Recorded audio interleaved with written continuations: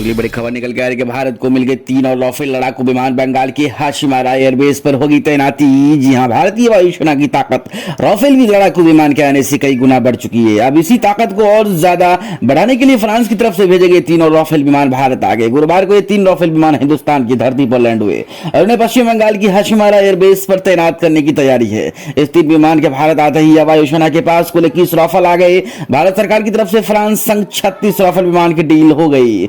बेड़े में 3 और राफेल। वैसे इससे पहले 18 राफेल विमान की स्क्वाड्रन को अंबाला एयरबेस पर तैनात किया गया था। वहीं जो बाकी 18 आने वाले उन्हें पश्चिम बंगाल के हाशिमारा एयरबेस पर तैनात किया। आप चाहते हैं कि ये खबरें आपके पास सबसे पहले पहुंचे तो लाल बटन को दबाकर चैनल को सब्सक्राइब करिए।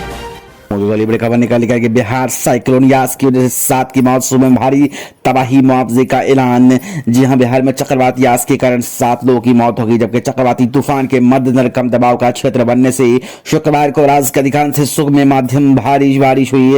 राजधानी पटना, दरभंगा, बांका, मुंगेर, बेगूसराय, गया, भैंसपुर में चक्रवात से एक शख्स की मौत हो गई।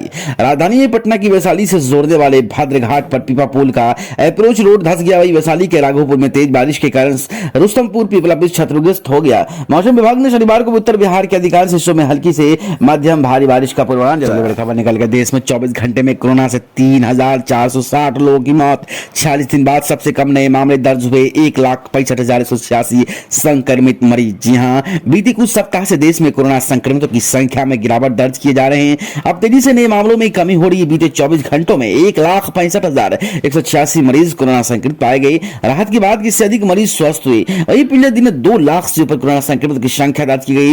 एक दिन में 2,73,806 मरीज ठीक हुए, जबकि 3,460 लोगों की मौत हो गई। 40 दिन बाद नए मरीजों की संख्या सबसे कम आ रहा है। आधे मई के गुजरने के बाद देश में लगातार कोरोना के मामलों में कमी हो रही। महाराष्ट्र में लगातार मामलों में गिरावट दर्ज की जा रही है। यहाँ 20,740 नए संक्रमण के केस पाए गए। वही 31,671 लोग ठीक हुए, जबकि 973 लोगों ने अपनी जान संक्रमण से गंवाई। अब तक 93,198 लोगों की मौत हो चुकी और 2,89,000 से अधिक मरीजों का भी इलाज चल रहा है। बड़ी खबर निकल करके ब्लैक फंगस के खतरे के बीच राहत की खबर। 10 लाख एम्फोटेरिसिन इंजेक्शन देगी अमेरिकी कंपनी। जी हां, कोरोना कहर अभी भी जारी, लेकिन इसके बीच ब्लैक फंगस ने सांसों का संकट और बढ़ा दिया।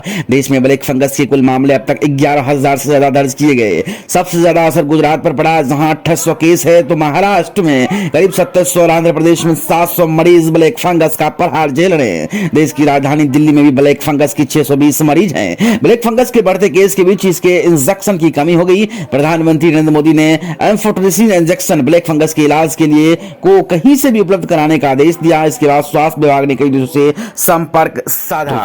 निकल करके पाकिस्तान, बांग्लादेश, अफगानिस्तान से गैर मुस्लिम शरणार्थियों को मिलेगी नागरिकता। केंद्र सरकार ने मांगे आवेदन।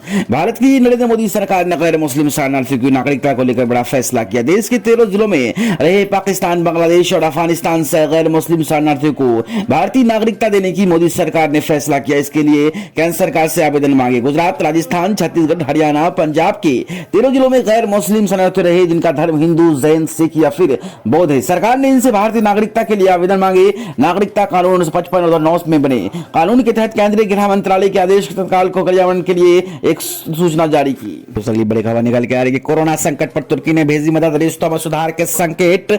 इससे पहले 2 देशों के बीच तनावग्रस्त संबंध। जी हां, कोविड की दूसरी लहर से रिश्ते भारत को दुनिया के कोने कोने से मदद मिलने की सिलसिला जारी। लेकिन इस बीच शुक्रवार को एक देश ने मदद भेजी, जिसके हाल के दिनों में द्विपक्षीय रिश्तों में काफी खिंचाव आ गया था। यह देश तुर्की है, जिसने कोविड से लड़ाई में भारत को 50 टन चिकित्सा सामग्री, ऑक्सीजन जनरेटर्स, सिलेंडर और वेंटिलेटर भेजे। तुर्की वायुसेना के 2 विमान इस महत्वपूर्ण मदद को लेकर भारत पहुंचे और इनके साथ विश्वविख्यात सूफी रवि रूमी को 2 लाइनें भी भेजी गई, जो अंधेरे के बाद उजाले का और दुख के बाद उम्मीद की ली जलाती है। भारतीय विदेश मंत्रालय तुर्की की मदद को लेकर काफी खुश है।